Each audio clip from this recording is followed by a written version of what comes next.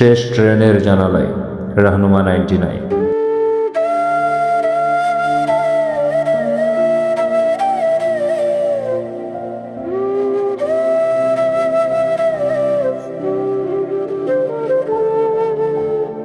ঢাকা শহরটা বৃষ্টির দিনে অদ্ভুত সুন্দর লাগে। রাস্তার বাতিগুলো ঝাপসা হয়ে আসে আর হাজারো মানুষের ভিড়ে কেমন যেন এক ধরনের একাকিত্ব কাজ করে। আদনান প্রথম মেহরিনকে দেখেছিল এমনই এক বৃষ্টি ভেজা বিকেলে। নীলক্ষেতের একটা পুরনো বইয়ের দোকানের সামনে দাঁড়িয়ে মেহরিন ভেজা চুল সরিয়ে বই দেখছিল। তার হাতে ছিল একটা সাদা ছাতার ভাঙা হাতল। দোকানদার বারবার বলছিল, আপু একটু সাবধানে, বই ভিজে যাবে তো। কিন্তু মেহরিন যেন অন্য জগতে ছিল। আর আদনান পাশেই দাঁড়িয়ে চুপচাপ তাকিয়েছিল মেহরিনের দিকে। কারণ সে জীবনে প্রথমবার কাউকে দেখে এমন বিস্ময়ে বিমূঢ় হয়ে তাকিয়েছিল।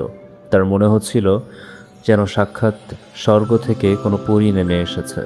আর সে মনে মনে একটাই কথা বলছিল, এই মেয়েটাকেই আমার গল্পে লাগবে।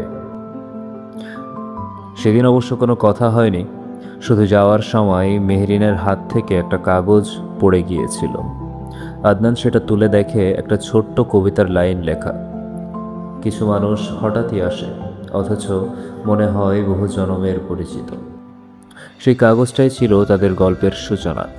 2 সপ্তাহ পর আবার দেখা, ঢাকা বিশ্ববিদ্যালয়ের টিএসসিতে। মেহরিন তখন 1 কাপ চা হাতে বসেছিল, আর আদনান দূর থেকে তাকে দেখছিল। অনেক চেষ্টার পরে আদনান একটু সাহস সঞ্চয় করে মেহরিনের সামনে গিয়ে দাঁড়ালো।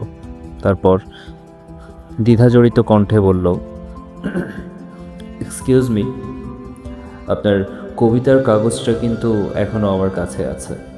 মেহরিন অবাক হয়ে তাকালো আদনানের দিকে। তার ভীতু সন্ত্রস্ত মুখের এক্সপ্রেশন দেখে ঠোঁট চেপে হেসে দিল।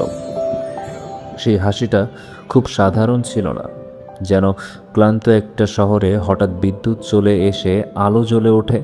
ঠিক তেমনই ছিল আদনানের জন্য তার ওই ঠোঁট চাপা হাসিটা। তারপর শুরু হলো তাদের প্রতিদিনের গল্প। রাত জেগে কথা বলা, রিকশায় ঘোরা, বৃষ্টিতে ভেজা, একই হেডফোনে গান শোনা। খুব সুন্দর চলছিল তাদের দিনগুলো। মেহরিন খুব স্বপ্ন দেখতে ভালোবাসে। সে বলতো, একদিন আমরা ট্রেনে করে অনেক দূরে চলে যাব, যেখানে কেউ আমাদেরকে চিনবে না, আমাদেরকে জানবে না।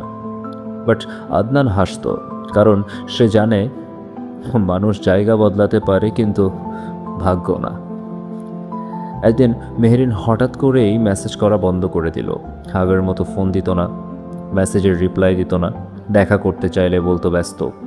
আদনান বুঝতো কিছু একটা হচ্ছে, বাট ভালোবাসার সবচেয়ে বড় সমস্যা হলো মানুষ সত্যিটা বুঝেও বিশ্বাস করতে চায় না। শেষ পর্যন্ত এক সন্ধ্যায় মেহরিন নিজেই দেখা করতে চাইল, কমলাপুর রেল স্টেশনে। আকাশে তখন এক অদ্ভুত রকমের নীরবতা। মেহরিন সাদা জামা পরে এসেছিল, চোখ দুটো তার রক্ত লাল। দেখে মনে হচ্ছিল অনেকক্ষণ ধরে কান্না করে এসেছে মেয়েটা। আদনান হাসার চেষ্টা করে বলল, হেই, কোথায় যাবে আজ? মেহরিন উত্তর দিল না। কিছুক্ষণ চুপ থেকে খুব আস্তে বলল, আমার বিয়ে ঠিক হয়ে গেছে আদনান। চারপাশে তখন ট্রেনের শব্দ, মানুষের কোলাহল, মাইকে ঘোষণা। এত আওয়াজের মাঝেও আদনানের মনে হচ্ছিল পুরো পৃথিবীটা হঠাৎ করেই যেন থেমে গেছে। মানে কি বলতেছো এসব? তুমি না করোনি? মেহরিন চোখ নামিয়ে বলল, সব ভালোবাসা শেষ পর্যন্ত নিজের হয় না আদনান। আদনান অনেক কিছু বলতে চেয়েছিল, চিৎকার করে বলতে চেয়েছিল, যেও না প্লিজ, থেকে যাও। কিন্তু সে বুঝে গিয়েছিল সে সময় যে কিছু মানুষকে ভালোবাসা তো যায়, কিন্তু সারা জীবনের জন্য তাকে আটকে রাখা যায় না। ট্রেন ছাড়ার আগে মেহরিন একটা ছোট্ট ডায়েরি দিল আদনানের হাতে। বলল, এখানে তোমাকে নিয়ে লেখা সব কবিতাই আছে, সময় পেলে পড়ে নিও। তারপর মেহরিন ট্রেনে উঠে গেল। জানালার পাশে দাঁড়িয়ে শেষবারের মতো ক্লান্ত চোখে আদনানের দিকে তাকিয়েছিল মেহরিন। আর আদনান নীরবে ভালোবাসার উপরে পাথর চাপা দিয়ে বুঝে নিয়েছিল, বিচ্ছেদ আসলে মানুষকে কাঁদায় না, কাঁদায় সেই অসমাপ্ত ভবিষ্যৎটা যেটা দুজন মিলে একসময় কল্পনার জগতে সাজিয়েছিল। অনেক বছর পরেও আদনান মাঝে মাঝে রাতে ট্রেনের শব্দ শুনলে আজও হঠাৎই যেন থেমে যায়। তার মনে হয় কোনো একটা জানালার পাশে হয়তো এখনও মেহেরিন বসে আছে, হাতে সেই পুরনো কবিতার খাতা, আর মনে মনে হয়তো বলছে, কিছু মানুষ সত্যিই বহু জন্মের পরিচিত হয়, কিন্তু এই জন্মে তাদের মিলন লেখা থাকে না ভাগ্যে।